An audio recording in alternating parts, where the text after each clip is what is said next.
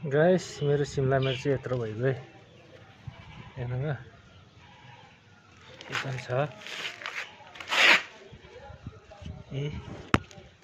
यतापट्टि पनि छ ए देख्नुभयो अँधेरो अँधेरो देख्नुहोस् त यहाँनिर पनि यत्रो भइसकेको छ ए र यो पछौटे चाहिँ मैले पछि रोपेको चाहिँ यत्रो यत्रो भएको छ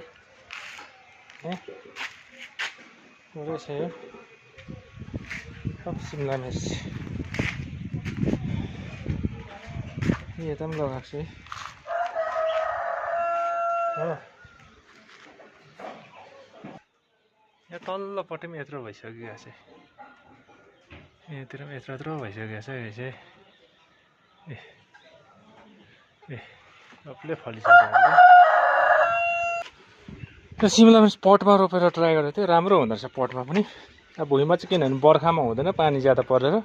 अब यसलाई चाहिँ ओतमा राख्यो भने बहुत राम्रो हुन्छ त्यही भएर टमाटर पनि यस्तामै लगाएको छु मैले पसिना पानी आइहाल्यो भने चाहिँ यसलाई उठाएर सट्टै भित्र राखिसक्छ टमाटर पनि यस्तो मजाले फलिसकेको छ है देख्नुभयो गाइस ए यहाँ लटरम्मै छ यहाँ त झन् अति दामी फलेको छ नि देख्नुभयो यहाँ हेर्नुहोस् यहाँ टमाटर खै ए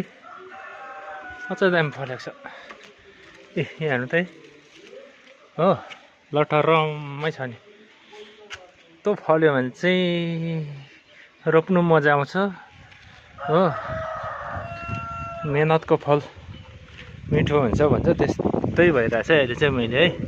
जस्तो मेहनत गरे अनुसारै फलेको छ योहरूले ए बुढी हाँस्दैछ मैले मेहनत गरेको भन्दाखेरि